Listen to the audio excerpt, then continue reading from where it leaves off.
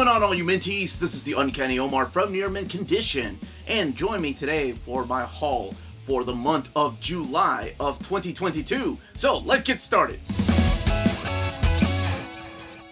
And welcome back, everybody. Before getting started, don't forget to hit that like button, subscribe if you haven't subscribed yet, and ring that bell for notifications. All of that helps with our YouTube algorithm and our channel keep growing.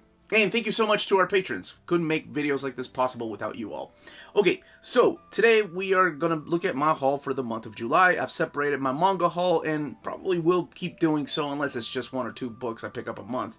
But those will be separate videos under the manga playlist. So we do have different playlists if you want to look through the channel. This will be, of course, under the haul playlist. So let's go ahead and get started. We'll look at Oblivion Song. Before looking at either one of these two, a huge shout out to Organic Price Books for sending us copies of these 2 hardcovers of Oblivion Song. So thank you to JP for sending us these 2 books. So let's look at Volume 1 first. Man, this brings back memories because I remember a couple of years ago the amazing Amanda and I reviewing the very first trade paperback of Oblivion Song, and neither one of us really dug it. And I kept hearing people saying that it got better and better to keep reading, but we read the first 6 issues and it just wasn't for us. So it's all about different dimension crossing. You have characters from this dimension that go towards another dimension. You have people that have been living in this other dimension. Is it a scientific experiment gone wrong? Well, you can find out all that stuff by reading the book. But it is Robert Kirkman, the same guy that did The Walking Dead and, of course, Invincible, which is blowing up so much. They can't keep those hardcovers in stock these days. And this is his other series that he wrote. So it's all about survival. He's no stranger to writing those kind of stories. And these different creatures that live in this other world. So you have characters here in this world that are trying to either make it over into the other world, or, of course, you have the military that wants to weaponize these things. So, this is Volume 1, and we'll look at some of the artwork here in Volume 2 by Lorenzo De Felici. So, he is the artist on the book. He's the co-creator of this series. And, you know, I probably will go back to read this, probably in one sitting. I remember the book did not take me long at all to read. And let me look in the back here for some extras. So it looks like in the back, the same thing is found in the first volume, we have some sketches, and then we have some covers back here. And I believe the series is still ongoing, if I'm not mistaken, and it's been picked up for a TV show, or at least that's the last I heard. But all the covers are here in the back, and of course, what other Robert Kirkman or Skybound books you can find. From Dynamite, Betty Page, Queen of the Nile. It's Betty Page, my goodness. I really wanted this to be in hardcover format, but it's just a trade paperback, and my goodness, I love this artwork. It looks like just penciled art with colors on top of it, which, if you've heard me talk about Salvador La Roca's art on Extreme X-Men, he's not the only one. There's been other artists that have done this technique of just colors on top of pencils. And all of it drawn and colored by Jim Silke. And there are additional colors here by Dave Stewart. Let me see.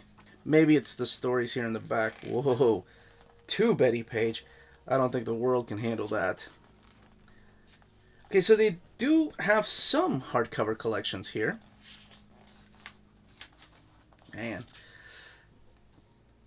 that is cool. I've read this one here, but I didn't know that there were hardcover collections available of Betty Page. All right, let's keep going. This is a book that I talked about when I was doing my upcoming collected editions, The Comic Book History of Animation by Fred Van Lente, who to me is a very underrated writer, and Ryan Dunleavy. So, Fred Van Lente is the gentleman that co-wrote a lot of the Hulk, a lot of Incredible Hercules. He did some Spider-Man stories. He did the Marvel Zombies. And this is a history of cartoons and comics, told, of course, with his style of storytelling. So, you know, we're going to get some goofiness in here. If you're used to his style of storytelling. This is published by IDW, so this one comes from IDW. And I'm a comic book historian, so of course I had to get something like this. and it looks like he touches upon everything. The early works of Disney. Hey, there's Betty Boop, Popeye. So I wanted to see what kind of stuff he was going to be doing in here. I have not read it yet, so I don't know what kind of story it is. If it's for mature audiences, I don't think it is. Hey, I was just talking about the historical importance of comics back Golden Age. Okay. And the caricatures. Alright, so this looks like a really interesting read. But this is what the artwork looks like. It does have a cartoony style to it, but since I haven't read it, that probably does fit the tone of this particular... Oh, it's Asuka! Sorry. God of manga there. Totoro! Alright, let's keep going. So like a fool, like a damn fool, I decided to dive into these Elric hardcovers. This is the classic stuff from... this is the Michael Moorcock library. But this particular book is written and drawn by the legendary P. Craig Russell.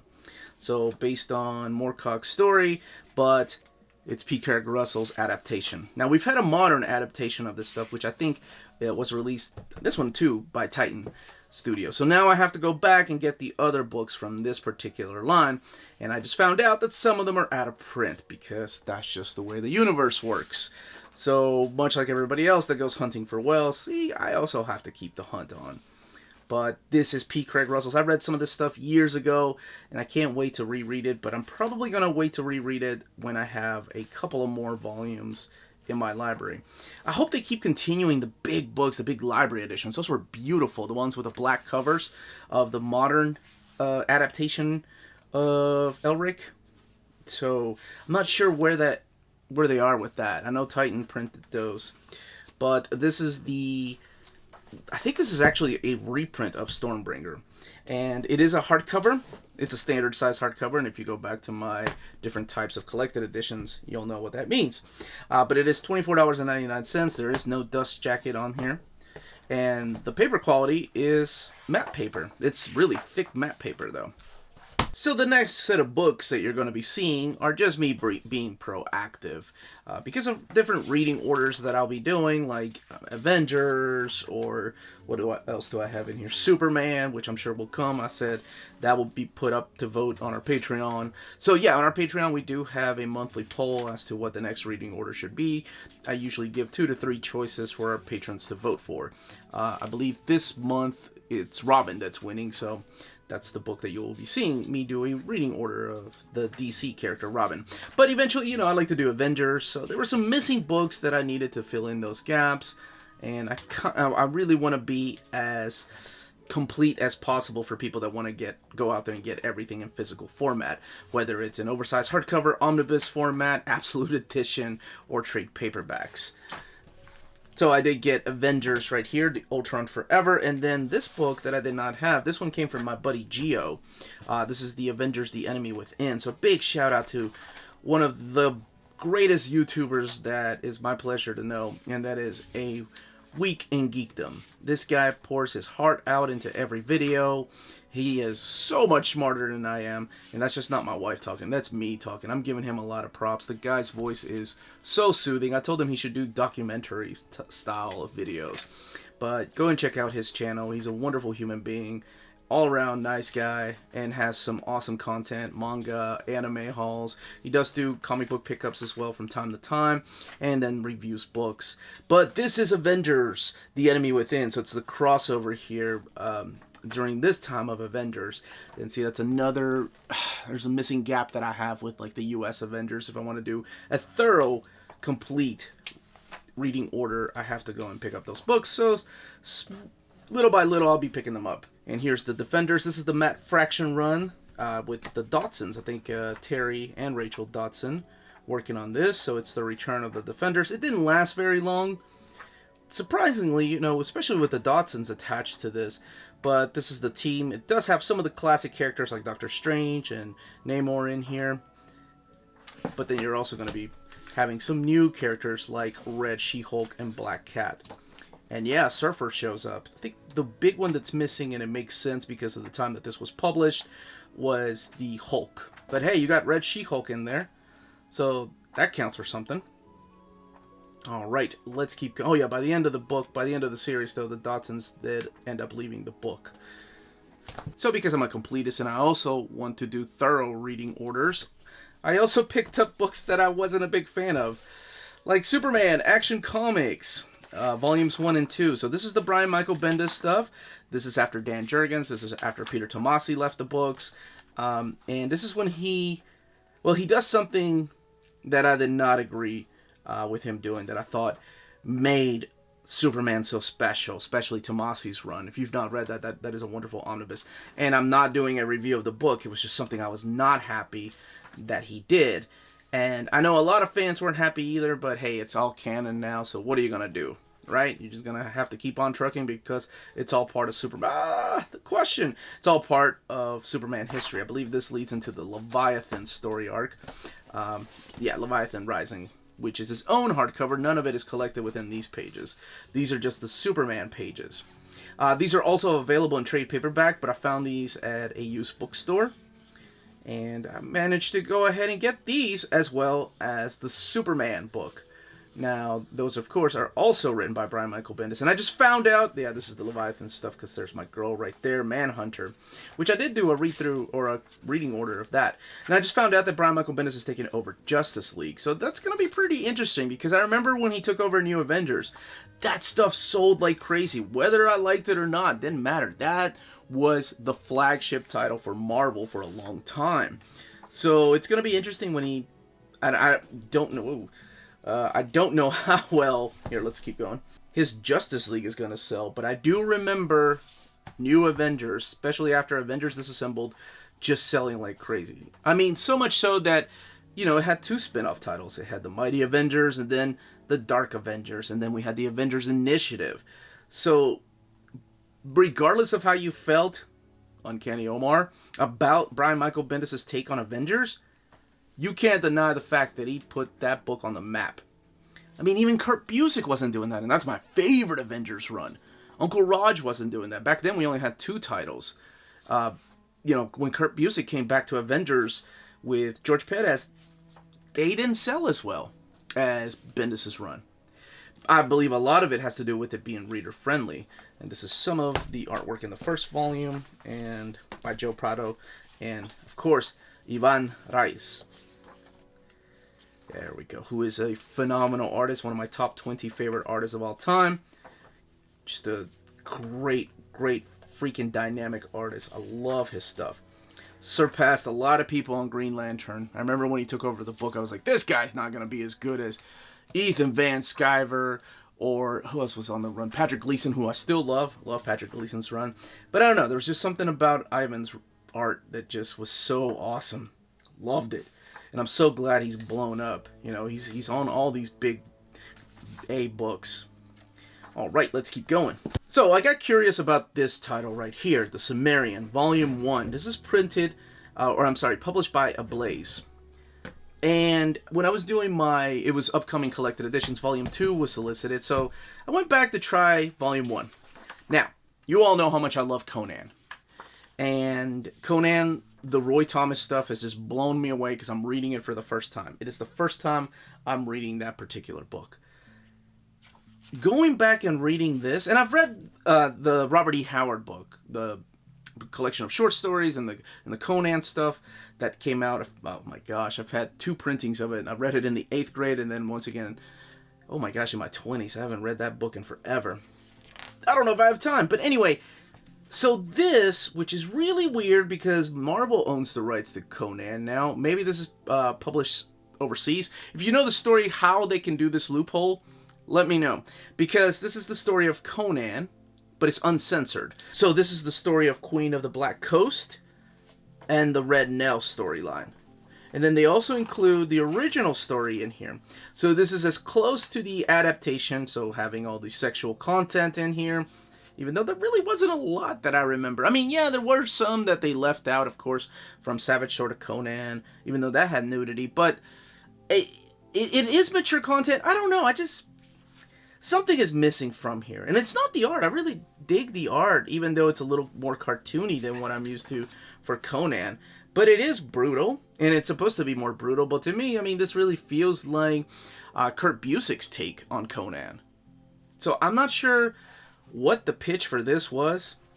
And okay, so this art right here looks a lot more realistic and less cartoony. Yowza, as my buddy Omnidog likes to say. But anyway, this is the Red Nail storyline. I'm not sure what this is exactly, because they do call him Conan. That is Beylit, the character of Beylit back here. So I'm not sure how they're able to publish this. Like I said, maybe it's because it's overseas. They have some kind of different copyright agreement over there. But this is the Sumerian. Can't call it Conan, but it is the story of Conan, as close to the novels, even though to me, I don't know. Maybe I'm just used to reading the comic adaptations. But this is a standard edition hardcover. It is available here in America. It's published by Ablaze. Mature content, $24.99. And it does include, like I said, the original stories which these comics are based on. So at the very end of each of the comics is the original story with very, very small font. Could be because I'm in my 40s that I think it's very, very small font, but damn, that is a very small font. And we also have some covers here. I don't think there's any mature covers, not that I saw. No nipples or anything, which I guess that's considered mature these days. And then we have some sketches back here. I don't know, maybe I'll get volume 2. I just don't know how I feel about this one. Maybe I've just been spoiled by Roy Thomas and Kurt Busiek. I mentioned Omnidog earlier, and he's the guy that got me into these books a couple of years ago. This is, well, two people, Joe Benitez and Omnidog. So this is Lady Mechanica. These are the deluxe hardcovers. I love the feel of this dust jacket, and the hardcover itself has this soft feel to it. What is that called? For anybody that knows, that was out there in the book market. So these are glossy pages. It is sewn binding, and they collect 2 trade paperbacks in each book. So this is volumes 3 and 4, and I believe there's a total of 5 right now.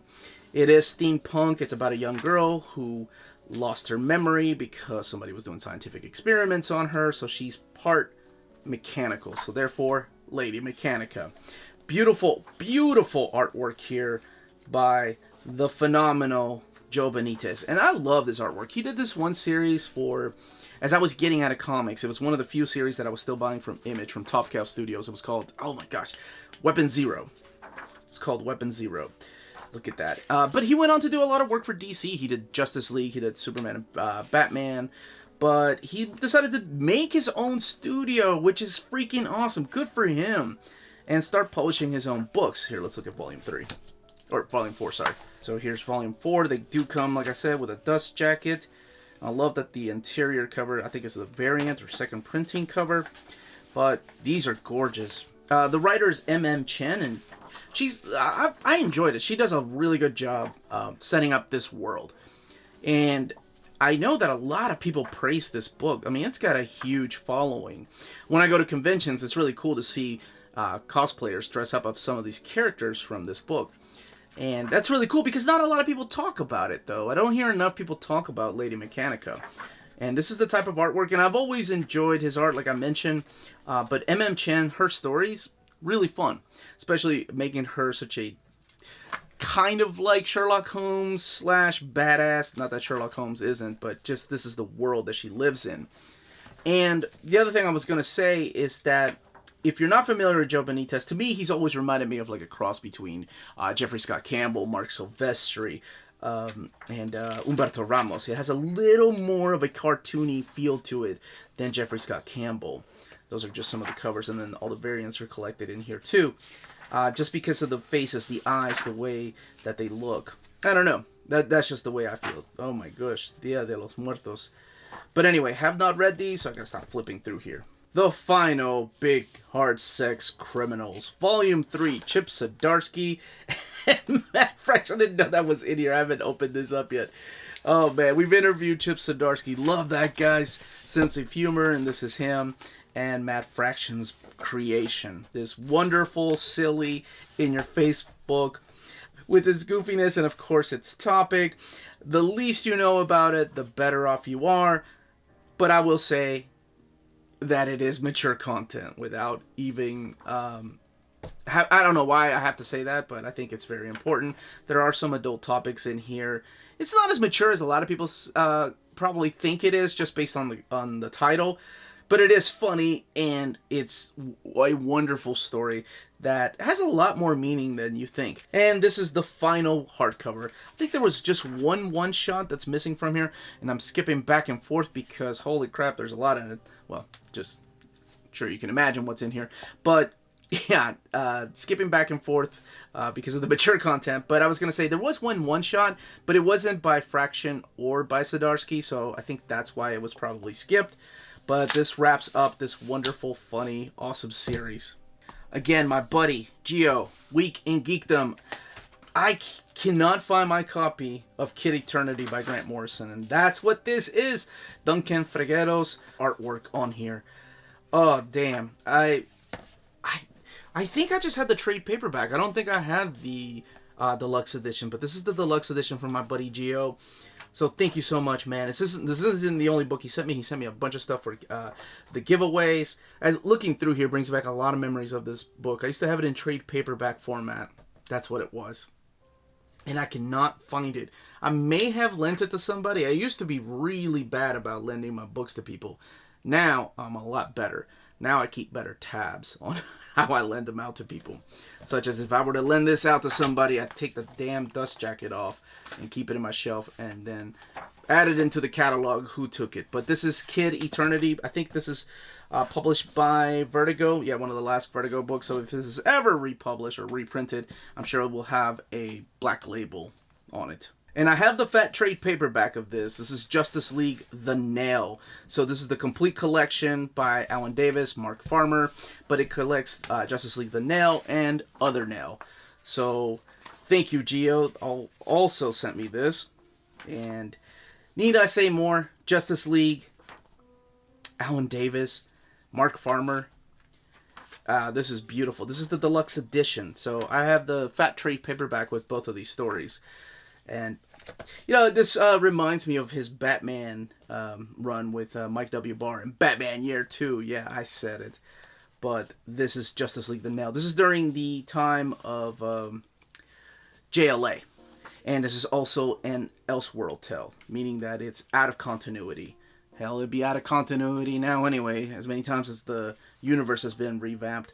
But yeah, this is a lot of fun. It's a possible alternate reality with the Justice League and just how they're coming into conflict with different types of characters from, well, that are a lot different than our timeline here. But this is what the artwork looks like. Beautiful story. Maybe when I go back to Old Reader, New Reader, I'll suggest doing this in Kid Eternity. Just flipping through these pages brings back memories. Alright. Finally was able to get this. Found it at a half-price, Uncanny Omar Talk Pretty one day, half-price books, and it is the Star Child. This is I think it's the 25th, actually it says right there, it is the 20th anniversary, nearly complete essential. So he never did finish it, but it is as complete as it's going to get. It comes in a nice, beautiful slipcase. This was a Kickstarter.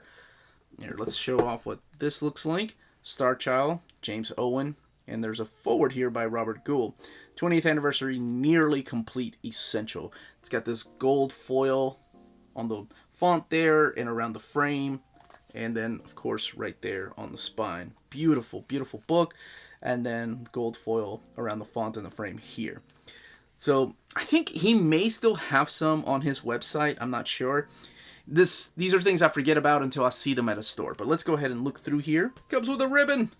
Yeah, you'll know how silly I get with those things. So this is, oh, cool. It's like a little limited to 2,000 copies. It's got his signature right there. There's your forward by Robert Gould.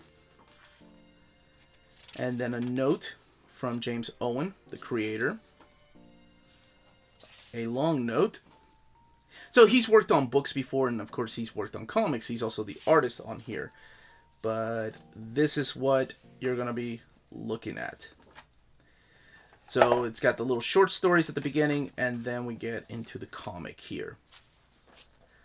Gorgeous black and white artwork. This is a fantasy type of story. The amount of detail. I cannot remember if he did a Distant Soil or not. with Colleen Doran. I can't remember if he worked on that. And he released these in a series of trade paperbacks, too. I think there were a total of 5 or 6 of those that came out with different titles, like Crossroads and things like that. But this is the 20th anniversary. This, honestly, I think it came out. It was announced in 2013 as a Kickstarter. And I never got to finish this. I remember it was my friend Chip, who I just reconnected with. We used to work together at a taco place. I'll just say that. So, yeah. Maybe he doesn't want people to know that now that he's making movies. Anyway, he let me borrow some of these books. Like, he was big into independent comics. He was all snooty about it. But, man, these were good. This was a lot of fun. This was the stuff I wanted to create when I was younger. I wanted to create my own stuff. He let me borrow this and The Crow and Kabuki. He was a huge Kabuki fan. But this is the one that stood out to me. Yeah, I know. I love Barr's Crow, too. But, I don't know. There was just something about this that was just fantastical, and I wanted to keep reading more and more, but I never did get to finish it, and apparently he never finished writing it, so perhaps he'll bring it back one day. And I'll be completely honest with you all, I can't remember what this story is even about, other than I think there were 2 brothers here, and it's the story of both of them. And I remember starting it with letters, but then again, he's added all these little things that I don't remember, because I remember it just being a comic, but there's all these little short stories here. So that's pretty interesting. This honestly, it looks like a fun, awesome read, but one that I'd have to sit down and make time to read. Hey, and there's nothing wrong with that, right? That's what we all doing. That's why we're here. Death or Glory. This is the Prestige Edition. Remember when I did my different types of collected editions? Well, this is called the Prestige Edition, but it is like the size of a library edition. Rick Remender, yes. Ben Gal's art, oh my gosh. Making sure there wasn't any nip slips there, or I'd have to put a near mint condition little logo on there. But, oh, I love Ben Gal's artwork. A lot of magnetic press books. That's how I found out about this phenomenal artist, was through a lot of the magnetic press books that were coming over. And it had Ben Gal's art on it, and I wanted to follow Ben Gal. And when I found out that Rick Remender and Ben Gal were working together on a book, yes. So I've only read the first trade paperback of this, so that will be one of the giveaways that I'll be giving away when we reach 50K. So if you want to try a sampler. Girl working on cars, post-apocalypse. I'm sure you already know by now the tropes of Rick Remender, but it's a beautiful book. This one retails for $39.99. And, you know, it's pretty hefty, so it's a damn good deal for as many pages as you get out of it. And it is sewn binding. And just, again, showcasing the artwork. Let me see if there's anything extra in the back. Okay, so I bet, yeah, the variants are back here. Hey, I was just talking about Duncan Fegredo. Phil Noto there, the Clan Shalvey, okay, and then this is the second printing of the cover with different colors. Rafael Albuquerque, just different variant covers here. Mahmoud Asrar. And then character sketches. Beautiful book. Oh, the issue 1 process, okay. So it gives you the script, the breakdown, the thumbnails, and then the art without colors, and then of course the colors that's added on later. I love when they do things like this, especially if you're trying to break it into comics to see how the pros do it. It's really cool. So on my live stream, I talked about how this came from one of you wonderful folks. This is the Umbrella Academy. What is this here? This is the... Oh, that's cool. It's in 3D. This is the Umbrella Academy Hotel Oblivion. And this is the slipcase edition. So this is as tall as the library editions. And I think it just has a leather finish to it. And that's about the only difference. Where, like, the library edition just has a... You know, just your normal cover art on the board. This has like a leather feel to it. A fall leather. So this and the next book all came from one of my wonderful viewers Fear Reader of X, and he not only sent me one copy of this Umbrella Academy, but he sent me 2 copies, and one I'll be giving away for the 50K, which should be coming up soon. I think we're at 49,000 now.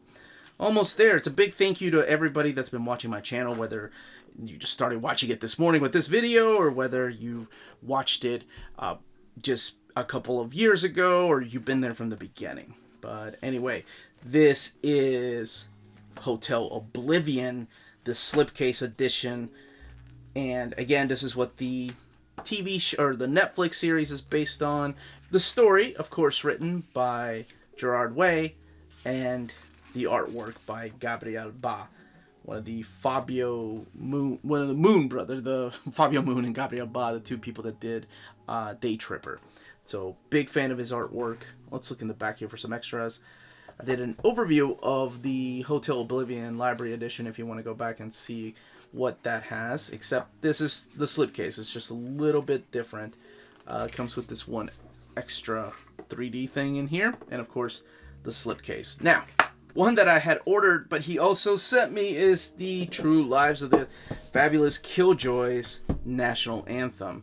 Also, the slipcase edition, which is awesome. Comes with this little print. So I have the very first edition. Kyle, my buddy Kyle, sent it to me, the library edition of the first Fabulous Killjoys. Again, Gerard Way. But this time, he is joined by the artist Leonardo Romero. Now, I think for the most part there is, oh yes, a little ribbon. Love these things. Both of these books, of course, available from Dark Horse. I was going to say he has a co-writer. I cannot remember. Sean Simon. Okay, Sean Simon is the co-plotter or co-writer of this particular title. And now that I love the feel of this paper, though. It is this thick, not really glossy, semi-gloss paper, but it's got a nice texture finish to it. I don't know what it is. But what I was going to say is, now that I got the Umbrella Academy slipcase edition and this, now I got to go and replace my library editions with the 2 slipcases. So, no, seriously, man. Fear Read of X, thank you so much for sending these my way. And the slipcase of Umbrella Academy Volume 3 for the giveaway. Much love, brother.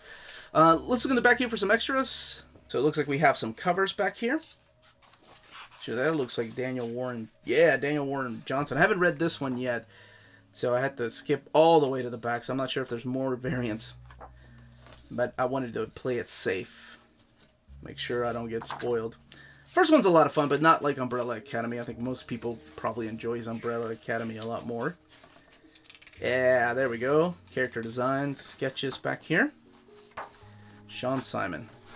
And that, as they say, is that. If you're interested in purchasing any of these books, don't forget to check out our sponsor, cheapgraphicnovels.com, your online home for brand new graphic novels and collected editions up to 50% off cover price. They pride themselves on packaging your books so they arrive safely in an excellent condition, as well as prompt and helpful service. Check out the bargain deals for up to 90% off cover price. CGN is excited to announce that they are now taking pre-orders. They're making it easier for you to ensure that you don't miss out on the hottest releases. CGN is currently running a special promotion for your Minties. If you're a first-time customer, let them know that you were referred by Near Mint Condition at the checkout, and you'll receive a credit for free shipping on your next order. This promotion is valid for U.S. customers only. Cheap Graphic Novels, your source for the hottest books with the kind of deep discount and quality shipping and customer service that will keep you coming back for more. And those were the books I picked up in July. Let me know in the comments down below what books you picked up, what your favorite ones were, what out of this lot caught your eye. Again, if you have any questions, leave them down below. Don't forget to hit that like button, subscribe, and ring that bell for notifications to let you know when our videos are going live. We are on Spreadshop and on Patreon. Amazing ways to support the channel if you can do so. And more importantly, everyone, please stay healthy, stay safe out there, and much love.